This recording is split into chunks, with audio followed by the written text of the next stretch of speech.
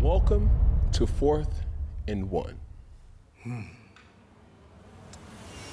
Where I always got it done. Gillie ain't never had one of these. People need to shut up. Learn how to do something. Be actually good at something. Yeah. Try that. You know, there's entertainers and there's competitors. Roar. You can have your partner, your homeboy, your girlfriend, your mistress, and your wife all trying to be the one in your life. But baby, homeboy, I just need you to go get me some Pedialyte, bro. I said, now welcome. Come on in. Okay, all right. Come on in. Okay, all right. When you're 10, okay. let's begin. Okay, now welcome to 4th and 1. Well, I always got it done. Bringing facts by the time before the rising of the sun. This ain't me in the shop, guys.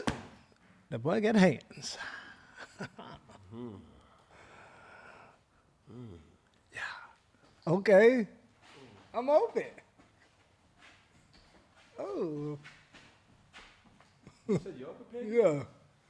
Yeah, first option. Man, please. Oh, yeah, good catch. This is me in front of TV. Yeah. I said this me in front of TV. Come on. We beefing, but my dog, I say Big Peggy in front of TV. Yeah. I look around, I say Big Jimbo in front of TV. Come on. Okay, I said it again, I say this me in front of TV. See my dog to my right, I say DT in front of TV. See my other dog, I say see Shelly Shell in front of TV. Hey, Beanie Weenie here to my dog in front of TV. This we in front of TV. Said this me in front of TV. Big one, not the little CB from on TV. Get you right. I said Big Boogie in front of TV. Big Peggy in front of TV. Let me refrain that one more time. I said Little Peggy in front of TV. Said this we in front of TV. We in front of TV. We in front of TV having a whole lot of fun. Here we go, ladies and gentlemen, boys and girls, little cheering dogs and cats. First down! Hey, right there. Viral moment of the week. Let's see what we got. All right, viral moment of the week. Kicking off the show, number 2 at Auburn is now and forever immortal. All right, Cam Newton. Your number has just been retired at Auburn. And let's see how the announcement was made. So this is going to be what for Auburn? We've had three numbers that nobody else could ever wear? 3 numbers. Heisman Trophy and NFL MVP. You don't get many of those. Yeah. Coach, I'm just calling you to let you know that I'm going to go to Auburn. He was like, what? It's like, I think you're making a mistake. And verbatim, it's just too good to be true. And my too good to be true was 20 plus returning players. You have so much of lineage and pride. And you know, everybody honors their greats, their legends, different ways.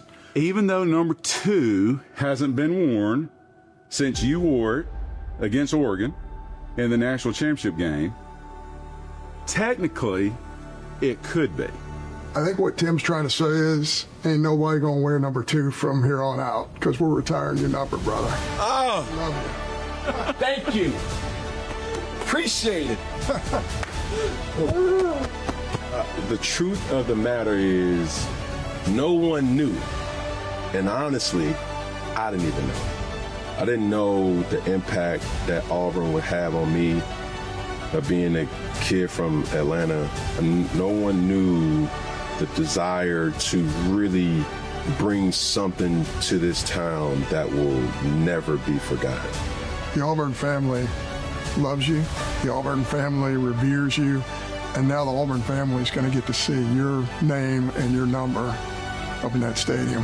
I don't know if anybody's more deserving in Auburn history than have your name up there. And John was very surprised that it wasn't, and he made it happen. So, Appreciate that. We're proud of you, man. Thank you. That's a deep story. Sure. All right, look, appreciate you. Love you. Hey, man. Thank you. Thank you. Appreciate you. Yeah. Cam, man, congratulations, my brother. Everybody, give him a round of applause. Number 2. I didn't hear your claps, Peggy. Clap louder. I'm about to, you're going to hit some slaps instead of some claps, That's brother. cool, All right. brother. Congratulations, my brother. Thank you, man. How you feeling? Yeah, that one, that's pretty cool. Did you know? No, not really. It was one of them things where it was hints, and it just was all about like when. But to hit this line forever, ever, and ever, ever, forever. Yeah. That's pretty cool. Yeah. That's one of them like, yo. That's one of them, it's such a grateful moment given everything that I went through. And, you know, the unfortunate truth, but sometimes you even have to remind yourself what you done came from. You're not always a visual, or you don't always look like what you've been through. A lot of people see your smiles. A lot of people see your accolades and your success. But, man, with Auburn University, Coach Gene Chizik, Gus Malzahn, Trooper Taylor, Curtis Looper, all the coaches gave me an opportunity to do, man, was number one and only number one, give me an opportunity. And everybody's prayer is the same, but my prayer was a little different. My prayer wasn't me asking God to give me anything outside of an opportunity. God, you give me this opportunity, I promise you I'm gonna do right by it. And I'm just happy that I was able to uphold my end of the bargain, because God did with his. You know, God don't throw touchdowns. God, you know, it doesn't do a lot of things that we always get misconstrued, and we give him thanks for all. But understanding it's bigger than just that season. What that season was a culmination of is perseverance, was a combination of consistency, belief, and really a byproduct of me being a second chance. Number 2, to me, for people who didn't know, the reason why I wore number 2 my whole career was I was my mother's second son. And anytime you talk to my mom, she refers to her sons. She has 3 of them as thing 1, thing 2, thing 3, right? Son number 2 is obviously myself. Son number 1 is CJ. Son number 3 is my younger brother, Kalen. And with those things kind of being in my mental, I always wanted to, you know, have my mother cry tears of joy. Going through so much, what I mean, having a second chance, being locked up or being incarcerated is not something that you just, you know, you flex about. There's too many times in music, too many times in our culture, it's like, bro, I done been locked up. Well, when I was locked up, it wasn't comfortable for me. I think that was one of the last times that I made that oath to myself. The last time I ever would see my mom cry, it would be because of tears of joy.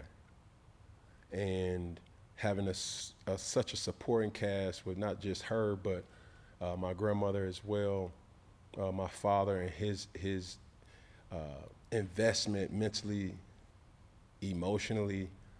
It's just things that, man, yeah, my number 2 is retired, but there's so many things that played a major part into that. From coaches to faculty, staff, teammates, and just thank you.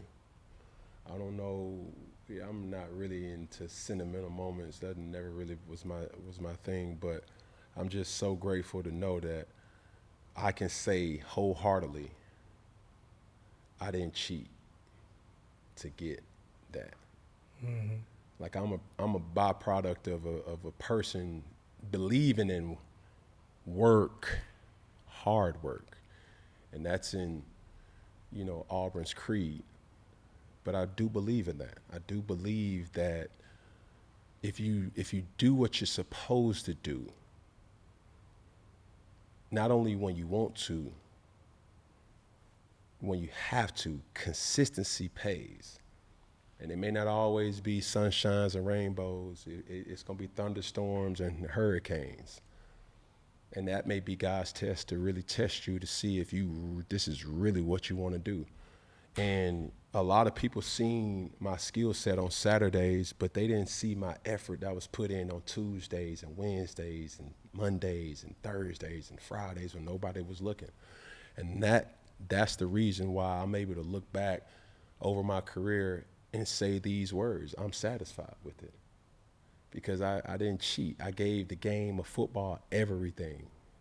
My cries, my blood, sweat, tears, just DNA, and there was a constant question of, man, why, man? Like, why me? Like, why am I doing these things? And when you have these things play a part in your life, it makes it make sense, and it was all worth it. So appreciate to everybody, man, who played a part in me getting this opportunity to walk in immortality. Mm-hmm. And it comes with great humility to just thank the man above, man. And my grandmother would always say these words, thank you up there. So, Hattie, I know you shining down and smiling down, and I can hear your voice now. Thank you up there. There you go, Peggy. That was beautifully said, my brother. I know. Yeah. Can't even let him sit in the moment. You know what I'm saying? I went back to your middle school, Peggy, and walked down the shrine, and I ain't see that number 11. That's fine. They won't even just do that. They'll change the name of the school for me, big dog. You know, don't shoot so low. I'm shooting to the moon, brother. I don't need a jersey. I just need to just name the school after me, big dog. That's cool. Why you shooting? You ever heard the saying, what goes up?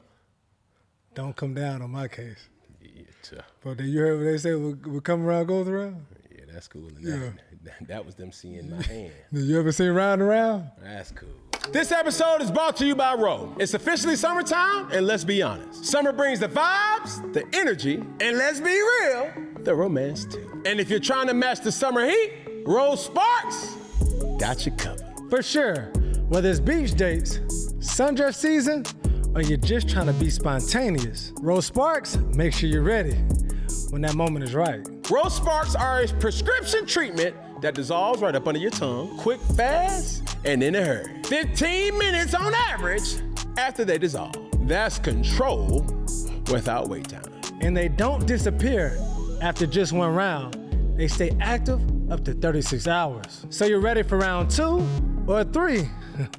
Or even the morning after. If prescribed, new sexual health patients gets $15 off your first order of Sparks on a recurring plan. Connect with a provider at ro.co/4th to find out if prescription Roe Sparks are right for you. That's ro.co/4th for $15 off your first order. Compounded drugs are permitted to be prescribed under federal law, but are not FDA approved and do not undergo FDA safety, effectiveness, and or manufacturing review. For full safety information, go to ro.co/safety-info. While we got the people's attention, Peggy, please let the people know. Remind the people, tell the people, and instruct the people. Make sure they like, make sure they share, make sure they comment, but most of all, Peggy, make sure they do what? Subscribe, dog! Moving right along, man. Beanie, weenie. Step up to the mic, man, and remind the people, instruct the people, tell the people, and push the people to like, share, comment, but most of all, make sure they do what? Subscribe, dog! Scooch on out the way, man, and we bring my dog Drop Top, big Drop Top, not the little Drop Top, big Drop Top, not the little Drop Top. I mean, the dog is a cinematic all-star, but man, he is my dog. Step up to the mic and let the people know, tell the people, and instruct the people. Drop Top, make sure they like, make sure they share, make sure they comment, but Drop Top, make sure they do what? Subscribe, dude. Oh, yeah, I like where you at. Hey, Come on now. Mrs. Personality, Jashelica. I hope you're in the right mood today. Stay with me. Tell the people like the mic, share, like, share, like, share, like, share, like, share, like, share. Comment, but Jashelica, Shells, a.k.a. Jessica. Tell the people to do what? Subscribe, dog. Yes, sir. Okay. Then when you try to put too much, you got too much dip on your chip. Subscribe, dog. Yeah. Don't worry about it. We're going to bring in varsity. Okay. Big Jimbo. Not the little one. Take us on out. Make sure you like, make sure you share, make sure you comment. But Big Jimbo, make sure you do what? Subscribe.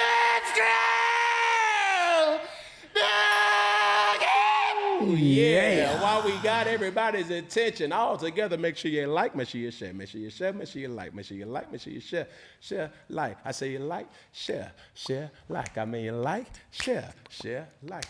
Like, share, like, and comment. And all together, make sure they do what?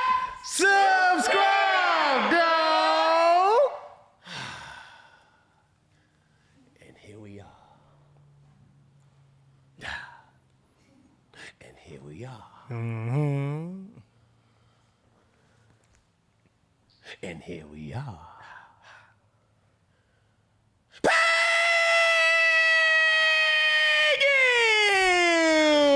What's good, bud?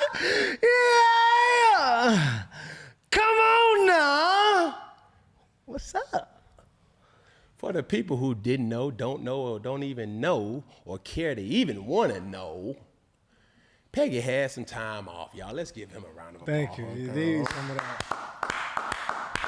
Y'all ain't clapping loud enough in this mother. Yeah. Yeah, there you go. So why you had 5 days off, Peggy? Somebody's counting. Oh, somebody has to count. We ain't running no zoo over here, even though it looked like we got a bunch of animals in here. Speaking of, you got a snake right there. Yeah, all right. What you been up to, Koala bear brother? right there.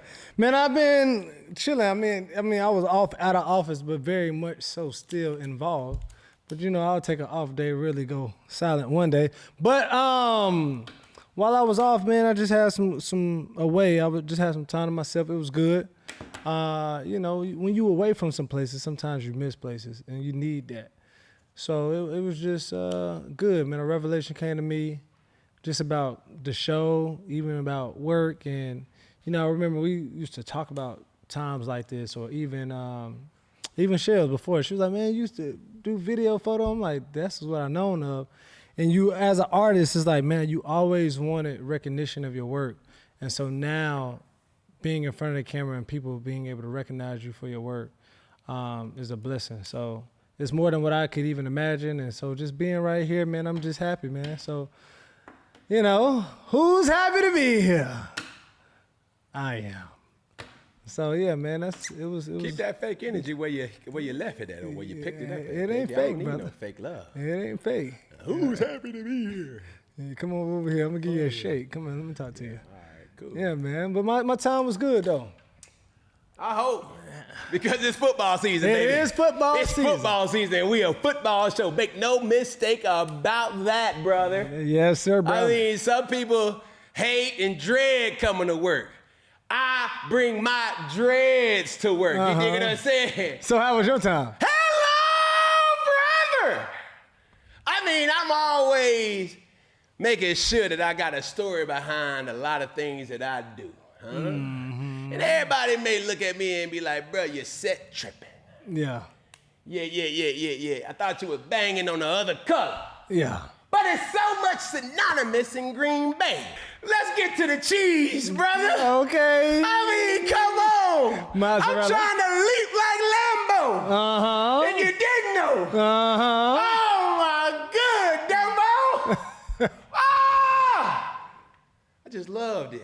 Yeah. I was made for this. Uh-huh. And anybody who take the time to witness this, man, from liking and sharing the comment to reposting it or whatever, bro. Man, my weekend or my 5 days, man, I was working. I wasn't counting the days, Peggy. I was making the days count. Okay. I just making sure that, something that I said, everybody is gonna see and operate how the leader go. I ain't complaining. It's a lot on my mind. It's a lot on my plate. But I never complain. Shout out to Future. Come on. What I do? I ain't do much. Spent some time, quality time with my family. Okay, family time. My dog's birthday was, last Thursday. Happy belated Did shares. some intimate in the office, I feel like I know my day-to-day better. We had some good conversations. Yeah. Had some good vibes, too. Last night during our workout, me and the content crew, the All-Star, and that's Drop Top, and that's Jashelica. I taught them how to play dice. Oh, my goodness. You got to teach them. Yeah. Because everybody may not know. You got to take them through the rules, the do's and the don'ts. I said, do you know how to roll dice? She said, yeah, I know how to roll dice. You just got to hit 7 or 11. I said, no. That's some elements to that. But I'm trying to get you cultured. And he loved to say this. I'm from Gwinnett. They ain't rolling no dice, They ain't rolling no dice. So I had to teach them. They play jacks. You know what I'm saying? It's all right. They I don't know what they doing up there in the north. And they may be rolling dice, but man, when you come a little down to the city, when you come on down to the city in some of them pockets, going to the city, get real physical. I just wanted to show my people. So if they ever be asked that question again, you know how to roll dice? Oh, okay, cool. I done made a lot of money off some dice. A lot of money. But enjoying it, Peggy. I'm really enjoying it, man. Had some time, kick back, chillax, because we about to be on the grind, brother. We are. What up, my dog Antonio Brown would say? Business is booming. It's booming. Why it's booming, I don't know. But in the last couple of weeks, it's been booming because of this particular individual. Play the clip. Welcome back. Gillie's back, a.k.a. Petty Murphy. The mascot Gillie still has not gone away. He's back, but this week he was on Carmelo's show talking about none other than you, my friend. We still talking football? We still talking. Let's get Cam his flowers, man. Take time to get Cam Newton his flowers. All of this energy, right? You, Cam, about what? This is competitive energy. Nah. About football. Nah. I'm speaking football. I'm not speaking. He speak personal stuff. I'm speaking football. Point. This is my point. Personal to him. You could argue. Right. Well, you can't be in this space then. You shouldn't be in this space. We in the media space. This is how it initially started. He said Jalen Hurts wasn't a top 10 quarterback. All I said was he accomplished something that you couldn't accomplish. As he won a fan. a Super Bowl. As a fan. That's it. He went into all a bunch of personal shit. So what I'm supposed to be, the bigger man? Fuck no, I'm Petty Murphy, man. Eddie Murphy nephew, man. Fuck is we talking about, man? Yo, before you went on that tangent just now? It wasn't a tangent, it was just me speaking some facts. Okay, say that. But That's before all you it went on was. your fact speaking. Yes. My question to you was football. No, that was his question. Y'all not past it yet, but obviously. No, I'm past it. I ain't got nothing against Cam. I'm just speaking facts, and as long as you shoot at me, I can shoot back. I'm giving you context of why I'm asking that. Because we like to settle shit differences on this brown couch. You understand? Okay. If me, consider the peace guard over here, can help facilitate shit, then that's what I'm here to do. So if you telling me that it's just all football, but he's shooting darts. I ain't got nothing against Cam. Cam putting up fake videos, talk about this me dancing in a Ludacris video. Cam, you know I was doing in 1999, man? Hold on. That was a little fucking twerking, man. You better ask about me. Yeah, man. that's all went viral. I knew that wasn't Something you. else was I'm not addressing what's going on. Back then. I'm coming from another situation. Fuck wrong with you? I originally put that video up too. He the original person that put the video up. I don't. You feel what I'm saying? I'm about to say it's kind of your fault. That was you So twerking. for you to try to take your platform and put this up like this, That me, was come you on, twerking. bro. That was you twerking. That's when you know you. I was in jail, but life is somebody going a little said to get it fucked to up me. for you, man. It was Gil getting crazy. You know what I mean? It was him that initially put the video up. So there we go, man. Gillie spoke on 7 p.m. in Brooklyn. He said he was talking about football, but much respect to you, Cam. But he said you brought it outside of the lines, and he just had to get with you. But, hey, will this competitive sports debate, I ain't even gonna call it beef, will it stop? And does it like recharge you? Because now you're competitive in another place, in another way. Which camera do I look at? Right there. There I go. There I Famous go. words of my New Orleans Connect. Mystical. Here I go. Brother Ford. The famous words of my dog Drop Top. It's all entertainment, baby. You, once upon a time, was a rapper.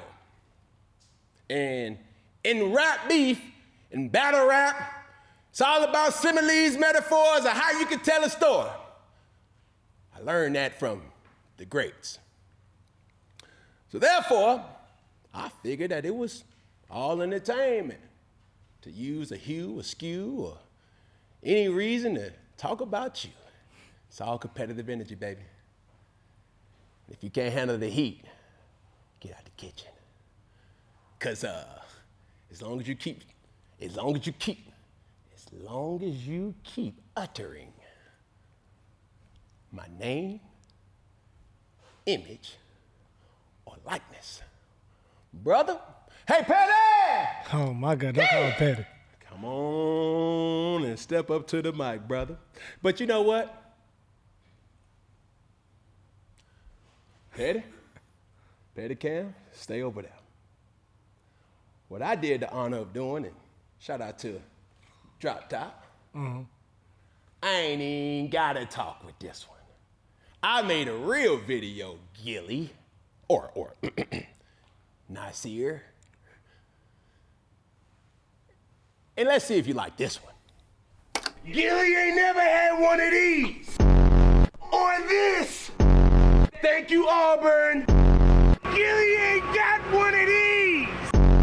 Ain't nobody gonna wear number 2 from here on out, because we're retiring your number, brother. Oh. Gillie ain't never got one of these. Thank you.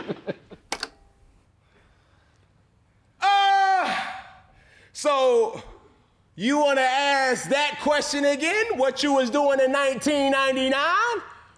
Well, something was twerking. Well, 1999 for me, Gillie, this is where we insert Petty Cam. I was dominating in rec football league, bro. Hey, you fast forward 5 to 6 to 7 years later, bro, I was dominating. Got 5-star accolades, bro, in high school, doggy.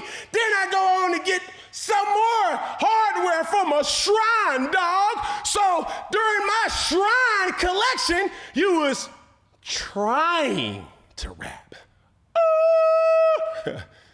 Oh my goodness, that was comical. But needless to say, brother, when you was beefing with other constituents in that space, I had to say I was collecting coin. And I ain't talking about the ones that jingle. I'm talking about the ones that move in silence like G's, the lasagna kind. We knew who said that line. Let's not mention him. You see what I did with that? But he's not no doggone stranger to beef. And with me, keeping it all entertainment and keeping it a dab. Ooh, not to even do with that. We don't want to ask you what you was doing when certain people was dabbing. I want to ask you this. When I was collecting checks, you were so worried about trying to be tough. Rawr, Nasir. I don't like tough, Nasir. I don't like to fart. I don't like when Buddy try to be like, yo, other things was twerking and, oh man, you can't come to Philly. It's all entertainment, baby. We just talking through mics and we gonna give the people what they wanna hear and what they wanna see. But don't keep that tough guy talk with me. Not you. You should have kept that tough guy talk with, reportedly, Benny Siegel. Hold on, brother. So, you say you don't want to get personal, but every single time you make a point about your quarterback, respectfully, Jalen Hurts, you get personal with my stats. So, I get personal with your career. Let's just say you have created an amazing platform, but focus on what's ahead, Mr. Nazir, Mr. Favre, because if you look back, you're going to get distracted and you might get lapped. Because this ain't where you want to go. I mean, do I need to tell you where I'm from? We do this for fun. And this content that I'm creating is extremely fun. So when you say it, I'm going to take it there. And I'm going to map quest it even more. And I'm going to keep going it even more. And I'm going to keep... Thank you, Petty Cam. Please, thank you. Your work here is done, Petty Cam. Oh, Petty Murphy? Mm-hmm. Petty LaBelle. Nice to meet you. Here we go! Second down. Questionable call of the week. Let's see what we got. Your boy Denzel Washington ain't playing with sports media personalities. Denzel Washington went on a press run recently for his new movie, Highest to Lowest, and kept it real with so many sports media pundits. Everybody's got an opinion. We live in a world of opinionaires. You know, that's what I call them, opinionaires. They're all the shows, a bunch of guys, and a couple of them that have played, but most of them who have an opinion about what something should be when they haven't done it. Those who can't talk about those who can. Those who have know what they're talking about. Those who haven't don't. Period. Too much talking. Too much talking. Everybody got an opinion. Everybody's sitting around getting fat, you know, thinking they know how to do it. Just because you can sit behind a desk and chit-chat doesn't mean you can do a damn thing. Those are bars. Come get up here with me. Let's find out. Come get in the gym with me. Let's find out. I mean, I don't know you. We saw you. But, you know, I can throw my hands. I can do it. I can sure do it. I can do it for real. I don't talk about it. Well, let me leave you on this. I'm some skinny kid, you know, who never played a day in his life, and now he can get back at everybody because he got a mic in his face and show. People need to shut up. People need to shut up. Learn how to do something. Be actually good at something. Yeah. Try that. People need to shut up. I'm trying to tell you. At first, I was like, you would have thought I'd text Denzel. Be like, hey, bro, can you talk to Gillie for me?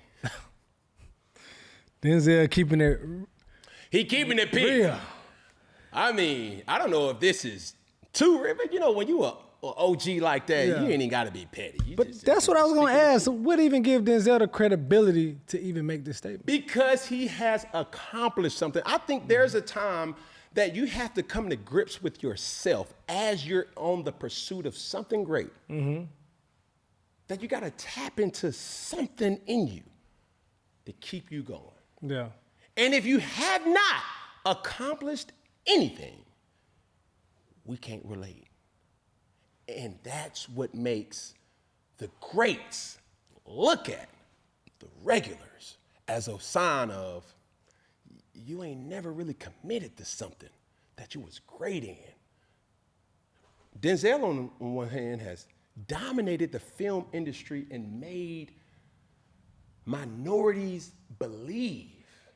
He's what we call a chameleon on the screen, because his fan base and his audience has been respected by all colors, creeds, and ethnicities. When you put the name Denzel Washington, starring Denzel Washington, mentioning Denzel Washington in any capacity of film, it goes from regular 89 to 93 octane. Man, scratch that. It goes straight to diesel. That's what you do when you're great at something. And I would say he did one thing wrong. It wasn't a period, and I know it was an abrupt stop. Insert exclamation point. Okay. Because we ain't used to seeing OG Washington talk like that. I mean, I like that. Where has this been? Yeah. And we have to start calling truth to certain things. Now, one of the things that I will say as a content creator and a member of the media, it's not to say that you can't do what you do, brother. It's not to say what you can't do, sister. But what I'm saying is, as a listener, certain people's mics should stay monotone to other people's mics staying on baritone. Did you hear me, brother? I need you to say that one more time. Certain people's mics should stay monotone. If I'm a viewer or I'm a listener, to other people's mics increasing in baritone. Because if you don't know, you can have a perspective, and I respect that. But if you've really been in this field, and you're able to really tap into something other than just the observation of a certain commodity, where you have your doctorate in experience, and you can say, oh, I know what that feels like. I know what you're going through. But you have to also be better. Or this is exceptional commodity, insert whatever, basketball, football, baseball, tennis. And then you have to cite the source. So if I'm a viewer and I'm saying, hold on, what do you know about tennis? Why should I listen to you? Oh, that's Serena talk about tennis? That's Andre Agassi talking about tennis? Tiger Woods talking about golf? But that ain't to say Tiger Woods can't critique football. It's just to say, okay, what's your point? We're going to listen a little closer. We're going to listen. Because even though he didn't play football, he know a thing or two about what it's going to take for an athlete to tap into his greatness. So I'm not here to tell you who you should and who you shouldn't listen to. What I am telling you is, if you got your shield with a lot of scratches and your sword with a lot of blood, you got it. Speak on it. And even if you don't, you can still make your point. And just know, it comes with heavy critique coming from the individual that you're talking about. Either way. How do you, I guess, have the quote-unquote credentials if you did not play the game to speak on the game or criticize? Everybody has an opportunity to make their honest opinion in their critique. Whether you played or not? Whether you played or not. So how is it justified, or how is it respected? It's justified of what point and what critique you're talking about. You see what I'm saying? Yeah. It's not to say that the person played bad. Okay, what's your point of why did he play bad? And that point may be valid. You ever heard of the saying, right message, wrong messenger? Depends on who you are. How we listen to Colin Cowherd may be a little different than how we listen to Ryan Clark. Everybody has different viewpoints, vantage points, and thought processes to the actual point. Yeah. And just because you played the game doesn't always mean that you can verbalize, articulate, and say it in a way that people may understand, get, because your point may not even be valid. And it might not even be entertaining. Hello. That part. It's all entertainment, baby. I said that once, and I'm going to keep saying it again until people understand. The fact that you realize that you can make a lot of money with this microphone, it's mind-blowing. It is mind-blowing. Because did I go to journalistic school or get my degree in journalism? Absolutely not. But if you're trying to tell me about the game of football, there ain't too many people that know more football than me. Well, you got this person, you got that. Yeah, but how did they play? Can they tell you about his own read? Can they tell you what the pressure is like when you're scrambling as a dual threat? The little inkling in things that you may say, man, hey, man, how does it feel? I never was a scrambler, but I'm a quarterback and I can talk. Yeah, but bro, hold on, slow down. You don't know how you have to train and have the stamina of a receiver, the physicality of a running back, but the cerebralness, yes, SAT word. Can you use it in a sentence? No. Cerebralness of a quarterback. That's what makes Josh Allen great. That's what makes Lamar Jackson great. Patrick Mahomes, great. Those guys are able to process the game on a different dimension. Yeah. Make your point, Peggy. But I also have to say this to combat that.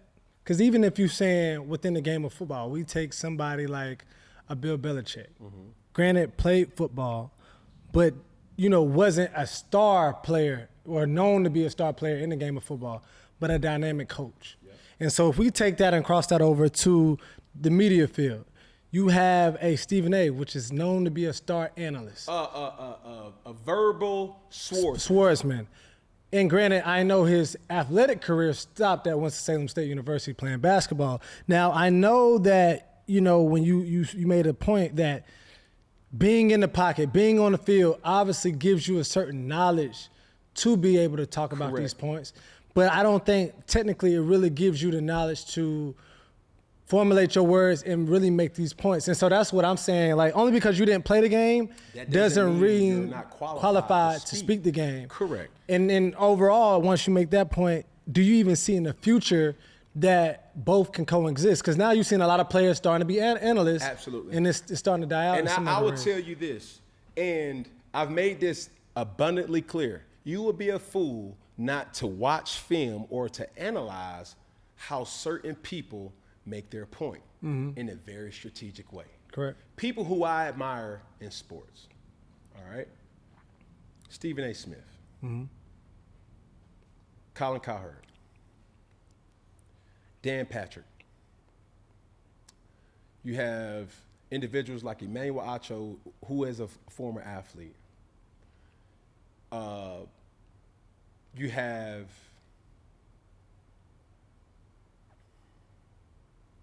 Nick Wright. You got Skip Bayless. And another person that I heavily study with all those guys that I just go back and I watch and I see how their wordplay is patternized. Max Kellerman. All these individuals may not have had the illustrious career of a Tom Brady. Correct. Of a Brett Favre. Of a Patrick Mahomes. But when they speak, you just kind of, hold on. What did he say? I ain't even think about that. And when you have gigs or opportunities like an ESPN where you're able to talk about sports, just being an athlete alone doesn't qualify you to feel comfortable to be in that space. Because I respect a guy like Shannon Sharp, who had to make that transition from the field to in front of the desk. Yeah. Guys like Michael Strahan, guys like Terry Bradshaw, guys like Coach Jimmy Johnson. Them guys are really experts in this space. Yeah. I can't forget about a young man by the name of James Brown. Yeah, James Brown. Yeah. Very full of wisdom. And they may have played the sport a day in their life, but not to get to the epitome of how we judge success to be in sports. So having their jersey retired or not having their jersey retired, you still have to listen. Because as a listener or as a viewer of their craft, what point are you making? And now when you come into their field, you still have to answer the question, what point are you making, Cam? What point are you making, athlete? Because that right there is going to be how you're judged in this space and if you are taken serious. And I've always said every single thing that I've ever said in any type of platform was speaking into the mic. It may not be the popular pick, but it always will, and it always will stay backed by merit and logic to what I deem it to be, because it's still opinions. So with that, when you do your market analysis and you do your market research and you start talking and listening to closing arguments that a Skip Bayless may have, or a Colin Cowherd, or Jason McIntyre, Max Kellerman, Stephen A. Smith, James Brown, like all these individuals have their own distinct way of making their point. And no matter if we are on ESPN, no matter if we're in Fox, or we could just take it back to the hood, the barbershop. Yeah. The question is still gonna be the same question. What's your point? Yeah. And make your point. And just to pad the stats and like just going back to that question of, do you see a world with sports figures still commentating, but people that didn't play sports commentating? Just one thing to add of to that analogy, in which makes it the contrast so real. You do have like a Cam Newton that played the game at the highest level, but somebody like Stephen A. or Colin Cowherd, I like to just add that as, you know, those are the people with their ear to the streets, quote unquote. Like, granted, you played in the field, you took the snaps, but these are the people that's in the stands, that see the fans, are on the sidelines, to see the warm-ups of you, but also the opposing players. And they also are able to read and watch the reactions, whether you make a good play or bad play, and that brings a whole totality to their argument or their statement. So I just see that it's valuable on both sides. Yes. The person that's on the field, but the person off the field obviously is the voice of the masses. And I know a lot of times players, you know, not on purpose, but it is, you live a life in a bubble in regards to when you are playing. Because if you walk in a barbershop, it's going to be a lot different what people going to say to you versus if I walk in a barbershop and what people say about you instead of directly to you. So which brings a whole full circle to an argument or a statement when we're talking about sports. As I move forward, even with this, now you as a former player in a part of media, do you feel like it should be a code of ethics for athletes on how far you should go when you are critiquing a player, a current player? Yes, but before you make that point, I want to touch on something real quick, because there's a code of ethic in media. Okay. That you have to abide by, right? You have to be prepared. Just being yourself isn't enough, fortunately and unfortunately. Because the thing that I've learned, right, live TV and edited TV is two different things. For sure. And if people see my evolution on ESPN, which was last year, I had the opportunity to stand by two pioneers and have the willingness to learn and want critique from the Shannon, the Ryan, the Dans, the Mollies, and Stephen A's to just, hey, how I'm doing, bro? Like, let me know. And when they say things and they give you their critique and they say things like, man, get to your point faster. This live TV. This not YouTube, right? Where you can go back and edit it and say, hey, take that out and put this in and insert this. It's not edited. And when you think about your timeliness, your punchlines, and your topics and points have to be timely. The jokes have to hit. Yeah. Because during live TV, that's a different monster. You don't necessarily have in real time comments that's coming in outside of what they may see or they may show if they reclip it for social media. So for me, that will be a bylaw that you have to have. Still stay a student. Like, the thing about me that people really don't understand is I'm a student of the game. Yeah. I didn't realize how much of a nerd that I really was. I've always admired certain people's preparation, but I've always studied people. Hence the reason why I got my degree in sociology. Gotcha. I love documentaries. I love the reason of how a person was able to go further than what was the expectation for that specific person. Yeah. And when you're thinking about certain things, as an athlete, the unfortunate truth is this. You have to unlearn a lot of things. One of those things that you may have to unlearn in this field, and I may agree with Mr. Nazir Fard on one thing, media is a different space. Yeah. Your resume still goes with you no matter what. That's true. But the media game is a different space. Therefore, you have to be born again. And if you don't evolve and master your craft, go on and watch out.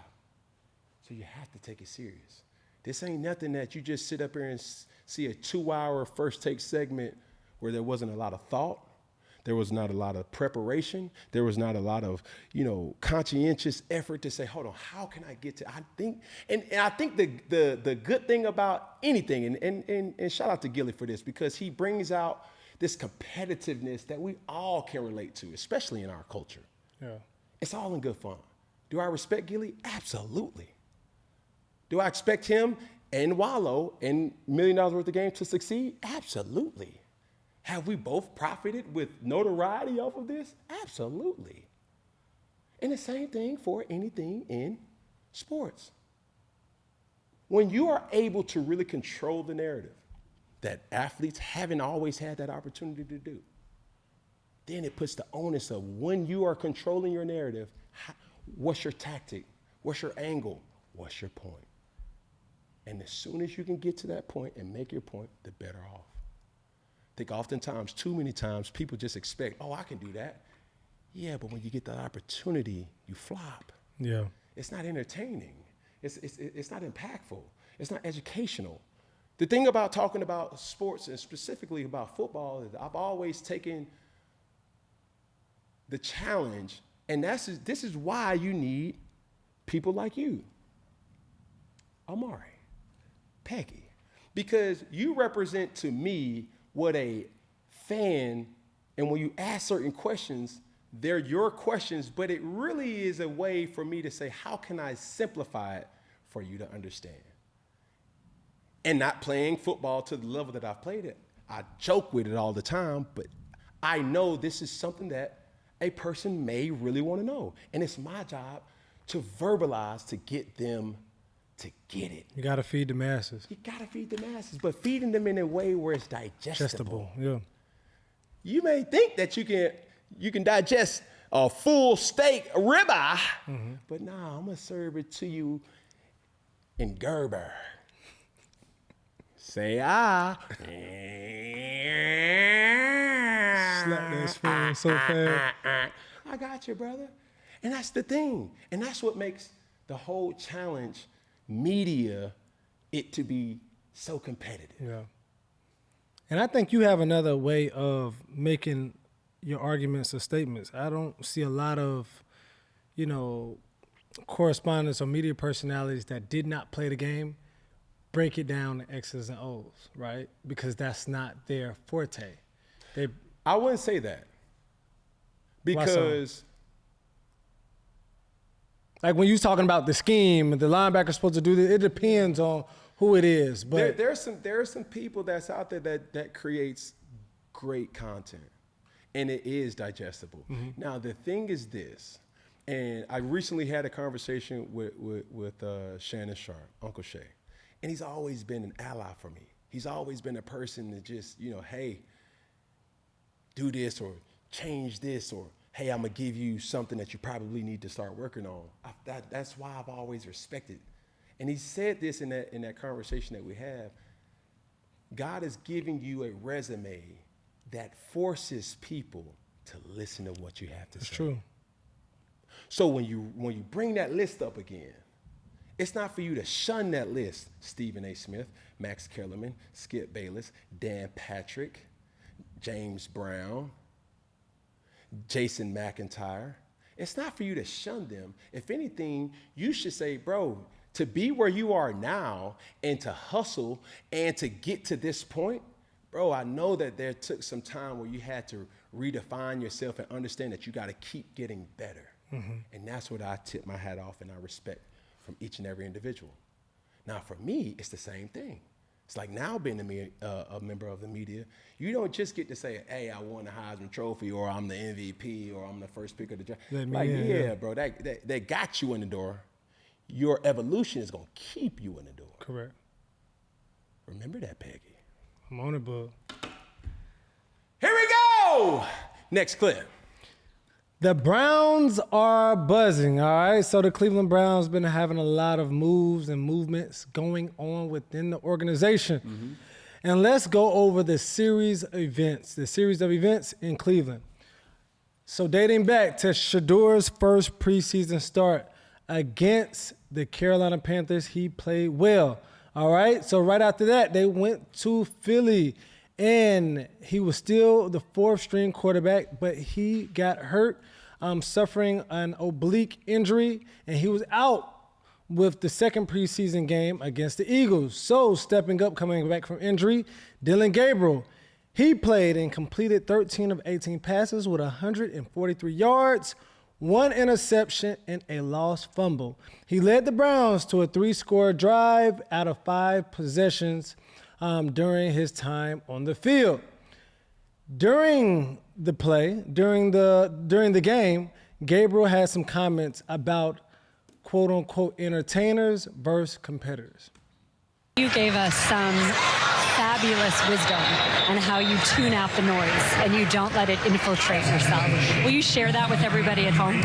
Yeah, I think it's just part of it. You know, there's entertainers and there's competitors, and I totally understand that. And my job is to compete, and that's what I'm focused on doing. Of course, we're doing this mid-game, but you know, it's something that I'll get used to, and just want to be the best team that I can and create an environment where we can all go do our best work. That's all we want to do. So this happened in the midst of the game. After this, the Browns have named Joe Flacco the Week 1 starter.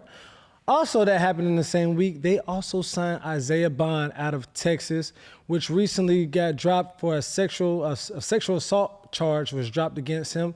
And so now the Browns has brought him in, the rookie wide receiver out of Texas, for a 3-year, $3 million fully guaranteed deal. And finishing up, like I said, Joe Flacco is the starter, but they have currently 6 quarterbacks on the roster.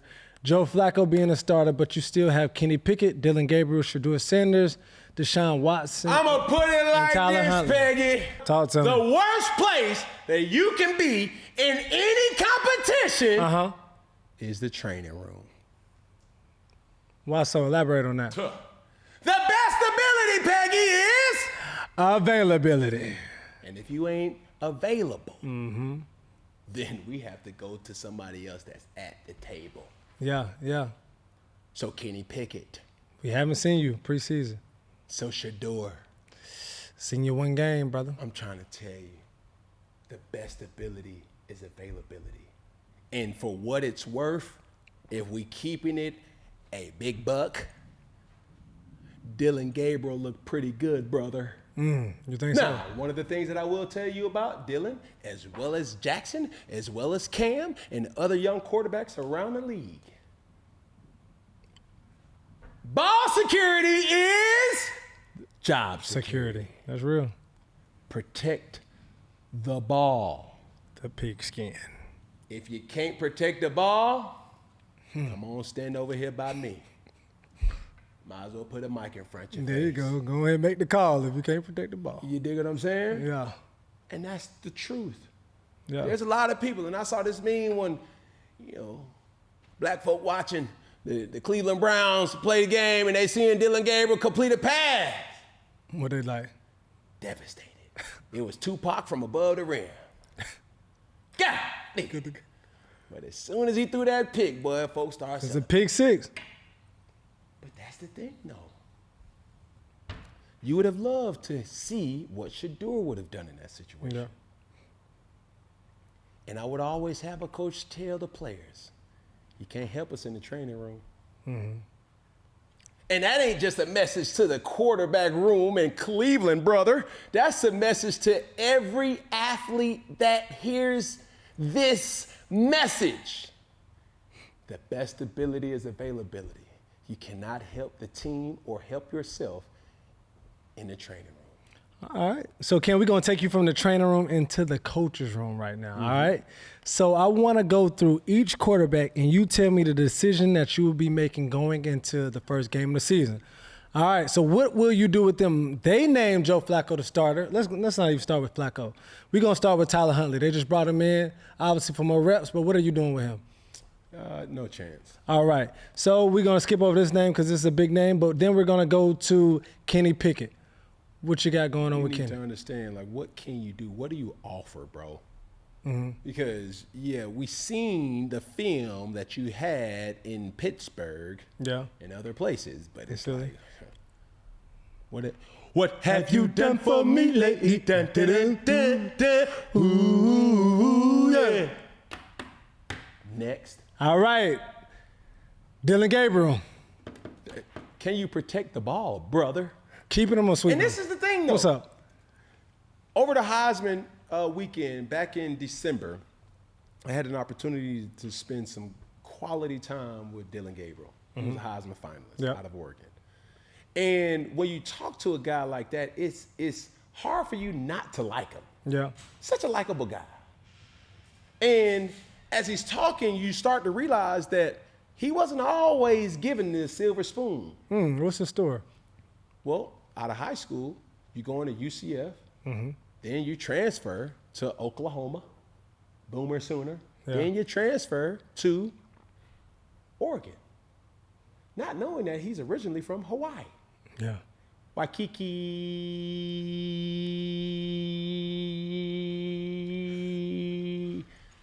Shout out to Nicki Minaj. Yeah. But throughout this whole process, and whether he jumped different places that I misspoke or mentioned or not, he been through something. Journey. He's not new to adversity. Yeah. Or he's not new to competition. That is true. So therefore, when you got a guy that he's like a roach, you step on him and he's still getting out of there. You step on him again, he's still getting that raid ain't killing him. God, he's still getting up out of there. Hit him like axe. He just won't die. Yeah. And if I'm Shador and I see that, rookie on rookie, now you start saying, what's your next name? We got Shador Sanders. Hello, Shador, brother, we need you to get healthy. And I mean, we need you to get healthy fast. Because every single day that you miss and that you're in the training room or on the sideline is a day missed that you can prove to the masses that you belong under the helm when they call first offense. Hello. Yeah. No, it's not about being the popular pick or the fan favorite. Because, to be honest with you, executives and coaches, they don't care about how many followers you got. Yeah. Especially if you don't got no followers in the locker room. Is this team going to follow you? Hello, brother. Can they follow you to a championship? I'm trying to tell you. Yeah. So we ain't worried about the fans. We worried about the mans that's in that locker room and in that organization or in that facility. Yeah. Now, you have another name. We have Deshaun Watson. Deshaun Watson, bro, like you hurt. And he's battling back, but yeah, he ain't been able to play. Yeah, bro. Like, I don't even think Deshaun Watson is going to even get a fair shot. No more in Cleveland. But let me ask you this. If he comes back and able to play with that type of contract, you don't think Cleveland will at least give him the opportunity? It's sticky. It's sticky. I feel like they got to put him out there. It's sticky. And I know D.Y., right? Played for C1N and seeing his maturation to the player that he is and some mishaps, that still doesn't define who he is. He just recently got married. And he's making the necessary steps and doing everything that he possibly can do to fight back. But sometimes circumstance just outweigh the reality. Because when you even mention Joe Flacco. Now I was going to ask, Joe Flacco's the starter. How long do you see him starting? Flacco is an old guy. Yeah, he's a Band-Aid. That still can put the team in position to win. Because he's learned and played more football than some people have forgotten. Probably more than combined. He understands this merit alone. Some games, I don't even have to win. I just don't have to lose it. Yeah. He understands the core essence of ball security is job security. Correct. He understands the core essence of smart, not conservative. Meaning, if I'm dropping back and I see that safety and I'm trying to get the safety to move to the middle of the field, but he's not, he's staying over there by Jerry Jeudy, and I'm over here, can't throw it to him. Man, let me get to my check down. I can't take a sack right now. Let me throw it to somebody's feet. These are vet moves that may not show up in the stat line. Yeah. And that's what the Dylan Gabriels, that's what the Shedeur Sanders, and respectfully, still being a young player, the Kenny Pickett's have to understand. Yeah. It's like every play that shows up on a highlight isn't always the highlight. Mm-hmm. It may be throwing the ball out of bounds. It may be getting outside the pocket. Hey, it's me IDing the mic right here. And then, whoa, hey, Lucy, say hi! That's the difference between having a millisecond to get a follow through or you getting sacked. Strip sacked. Damn. Yeah. I'm trying. Down and out. You feel what I'm saying? Mm-hmm. See, it's a lot of different things that the coaching staff and the organization has to think about. Mm-hmm. It ain't about how many followers you got. It's about how are you going to get this team to follow you. And when I mean this team, that's the coaching staff included. Because you don't want to be no old snot player. What does that mean? What is it? When you get inserted into the game, everybody say, oh, snap. We really down. Hello. Yeah. Respectfully, Yeah. there's some people in that locker room. Some old snappers. Some old snappers. Crackling pops. Hello. Yeah. Peggy, That ain't me. it has you written all over. I'm like, boy, if you want to win, Collins. if you want to win, put Peggy in. Put your OG. That's why you not in, because Yeah, we want please. to win. Come on. I'm back in on here. here, I'm son. ready for fourth Your and one. pants don't even fit. I'm going to Come get on my over. job Your done. shoulder pads too big, son. Come on over here. Yeah, whatever, man. I'm going to give you a flute. Man, real quick, man, whatever. I'm going to give you some Gatorade. Just keep the team hydrated. Look, so if you had to go into week 1, 3 quarterbacks, who's your starter, second string, third string? I think my starter is Joe Flacco. Second string is either between Shedeur and Dylan, depending on how these next 2 weeks go. And Kenny Pickett, I'm sorry, bro. Deshaun, bro, you got to get 100%. Because even being hurt to that magnitude, you can still hurt yourself if you're not.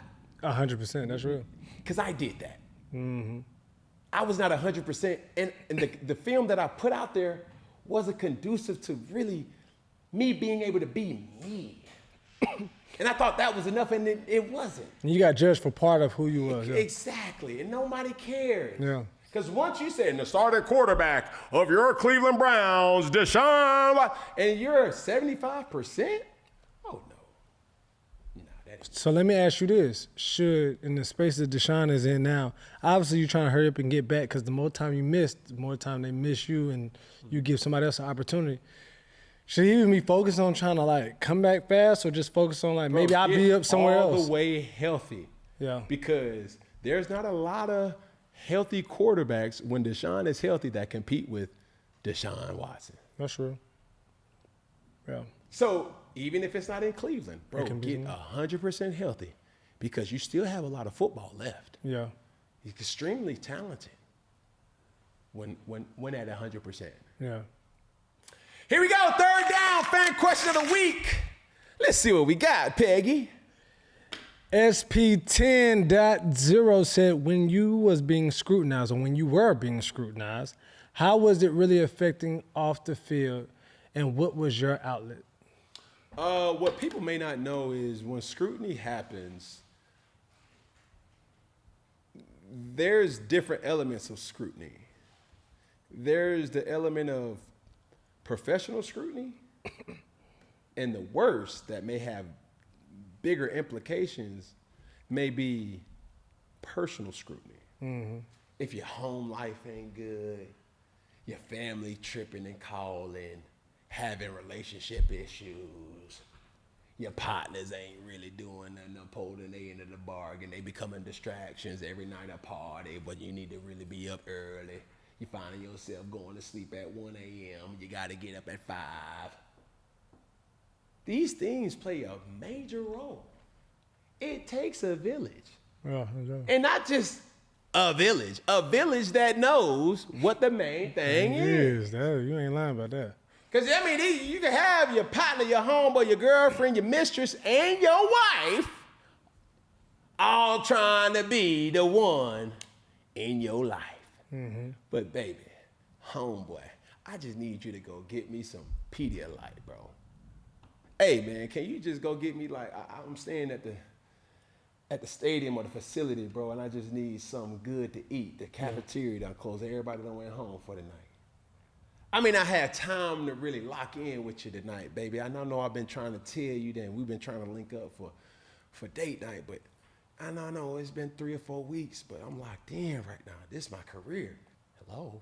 But one thing about that too, the people in the circle, just like a football team or any other team, at certain times they have to stand up and rise to the occasion. Because a lot of times, even if you have played a bad game or certain stuff is going on, even if being in the circle, like you see, even if your focus is not always there, like being to be like, all right, cool, you up, you straight, we good. And then also blocking out some of the negativity. You can't bounce everything off or filter everything. But some of the stuff that you don't have to hear, you don't have to see, you don't have to go through, handling that before it gets to you. And some of the stuff you gotta be able to filter before you go into a game. You know how much times that, where Cam at? We gotta tell him this going on. It's like, bro, we got a game in less than 2 or 3 hours. Bro, like, people really don't know me and Peggy's dynamic, but Peggy has really been in the foxhole for me and with me for a long time. And I think Peggy's presence really was proven when I was in New England. There were 2 people that I really leaned on the most during that time, really 3. Fat Q was my cousin. He was there every single day. Mm-hmm. Peggy was obviously one of those people. And the thing about content is this, it's like there's somebody behind the scenes that's making you look good. And I seen this dude shelve his emotions by sleeping on a cot for that whole year, not complaining, not bickering, and just being like, yo, bro, this is how I prove it. And now, look at you now, right? And also, Jazz was really, a person that was really locked in with me because during COVID, I didn't have no family dynamic like that. Yeah. Like I had kids, but flying was tough. It was hard. That wasn't to say that my co-parenting with Lorena or my co-parenting with Kia wasn't great, because it was. We've had our ups and downs and things like that, but that's neither here nor there. There's a lot of different elements that goes through anybody's mind, let alone an athlete that has to perform. And you perform your best when you feel the best. Yeah. And if you have certain distractions, shout out to the people who really get it and say, no, bro, not right now. That's not to say we're not gonna tell them or tell her. We're just not gonna say it right now. Yeah. They locked in, they focused, man. They getting treatment, bro. Like, no. Hey, bro, y'all boys, stop talking, man. Stop laughing. Hey, man, cut your music down, son. This ain't about you. Yeah. Man, you know he gonna be hungry. You know she gonna be hungry, man. You know she gonna be looking for, this Thursday, this Friday. What was always Friday in Boston, Peggy? Buttercake Friday. Buttercake Friday. These athletes need routine. Yeah, that's real. And those things, when that routine face turbulence, that's when it's like, man, hold on, what's going on? Why I can't just get bro, we always do this. Yeah, don't break the routine. Don't break the routine. That'll mess up the whole week. So but that start with your vision of even with the call to with New England, it's like, you committed to this. This is what we locking in. And the close-knit group was like, how serious you are about getting up, going to practice, doing those things. You have to make that oath for that commitment that this is the goal. It was a business trip. No, for sure. You know what I'm saying? Nobody was like, I don't think none of us ever just been to Boston or lived there before. It's like, bro, this is a business trip. We didn't know how cold it was. We from the South. The drive was. We didn't know how different it was. But this is the thing, too, and I just posted this on my social media. I really mean it. Why should the universe pay you? Yeah. why should God give you the blessing that you're praying for? Everybody's praying for money. Everybody's praying for an opportunity. Your opportunity at that. Yeah. And you just think it's just gonna fall in your lap? Yeah. Like, no, brother. No, No, sister. It don't work like that. Yeah. Like, you gotta grind and be ready for an opportunity. Like my dad would always say, it's better to be prepared for an opportunity you don't have rather than not be prepared for an opportunity you do have. Yeah, that's real. Stay ready, Peggy, so you don't have to get ready. Stay with me now. Here we go, next clip. All right, Biblically Rich said, who's a underrated QB that you think will have a good season?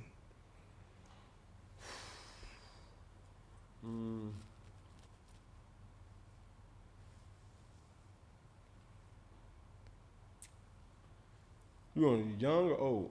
We can go young. I mean, it don't matter. Somebody Michael Penix.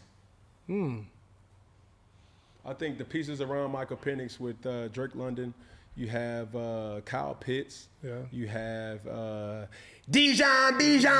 Yeah. Mustard. Yeah. Robinson. And a solid defense. You know, he got those pieces in play for him to be good faster than some other situations. Yeah. You know what I'm saying? Think he got fan support too? Oh, yeah. Oh, yeah. Like, when you look around young quarterbacks, and I've been heavily critiquing him, but I think Trevor Lawrence is bound for a breakout.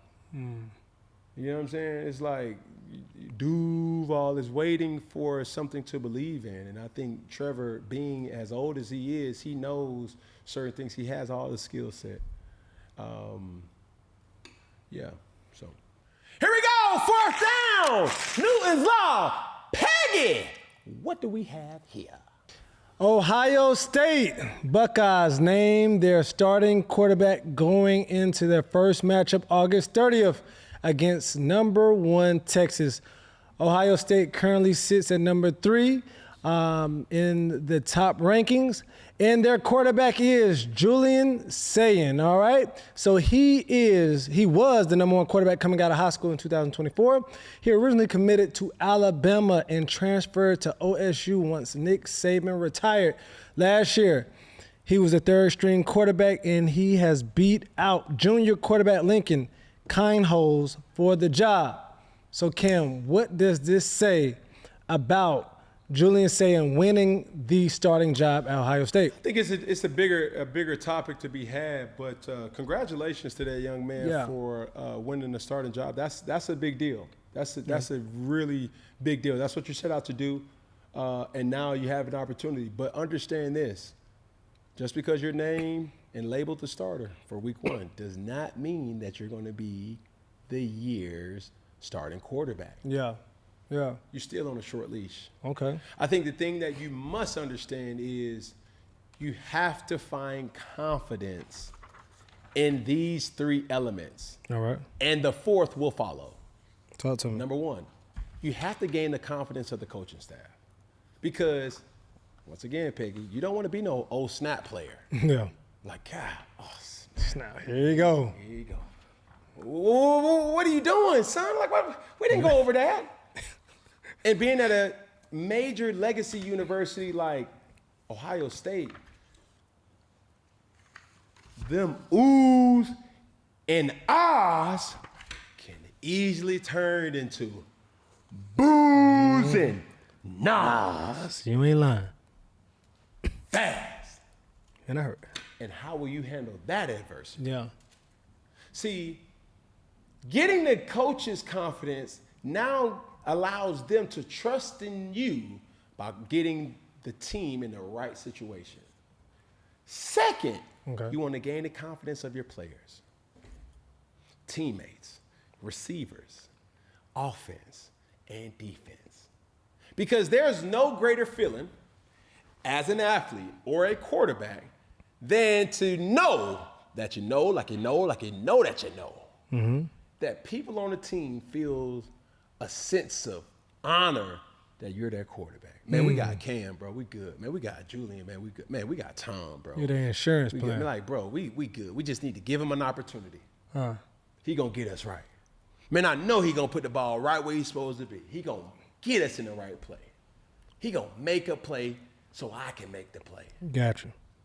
Coaches, players, third is confidence in yourself.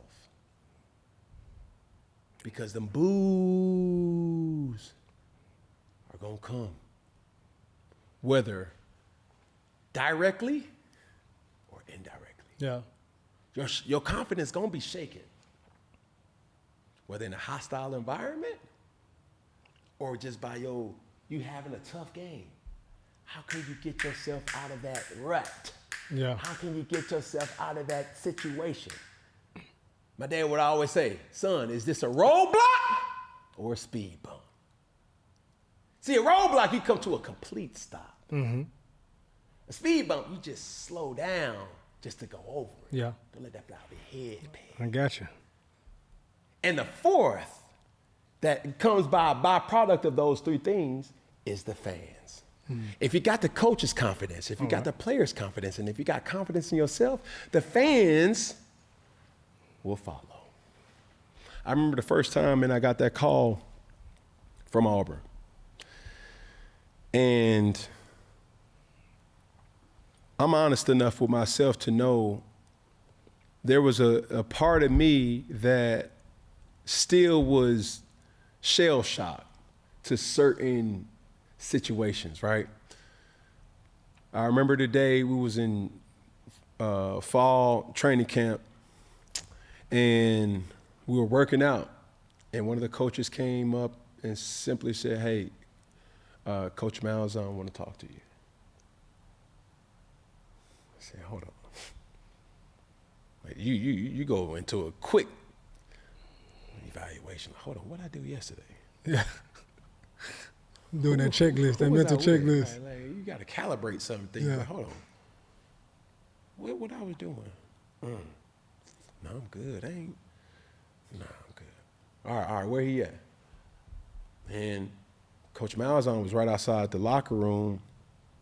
And I've never known Coach Malzahn to be short with words. Hey, babe, I'm just, like, he would just always tell something or talk. He was a talker. But when I seen him right outside the locker room, he then said, hey, Coach Chiswick wants to talk to you. I'm like, hold on. Oh, man. The principal's off. Because now you start to say if the head coach want to talk to you and how Auburn was ran during that time, Coach Chiswick was like the overseer. He was the principal. Mm-hmm. And I'm like, bro, what did I do? Or what did somebody do to me? Man, like I'm telling you, bro, like I wasn't always the model citizen, brother. I got some scars and some real blemishes. Yeah. And I'm like, man. They set me down in the Coach Chiswick office and they told me, hey, Cam, gave me those 4 important people. He said, we're going to name you the starter quarterback. Congratulations. Oh, my God.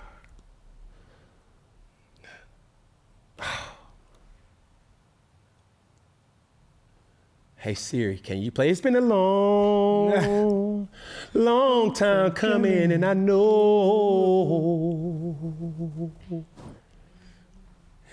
Oh, yes, it will.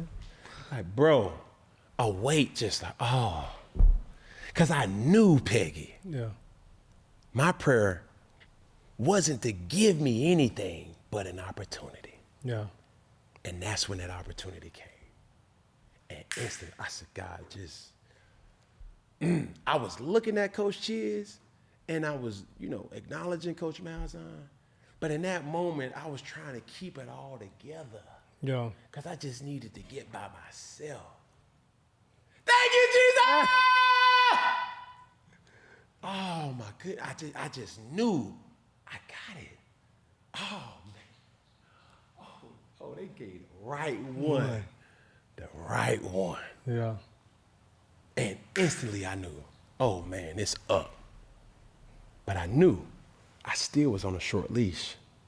I had to gain the respect because being a quarterback and how I played the game, you don't really get to see the fruits of the labor because in practice, you can't really hit the quarterback. Yeah. Because they didn't even really know what they had. Been trying to tell you, brother, I've been that guy. Yeah. I wasn't rapping.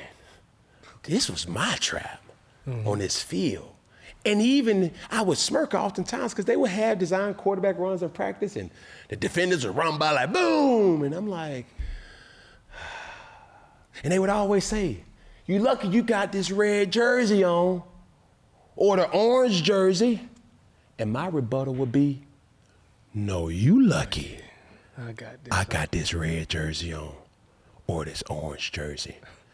Because it serves as a caution that if I were to unload or uncork what I got to cork on you, it won't be pretty. Yeah.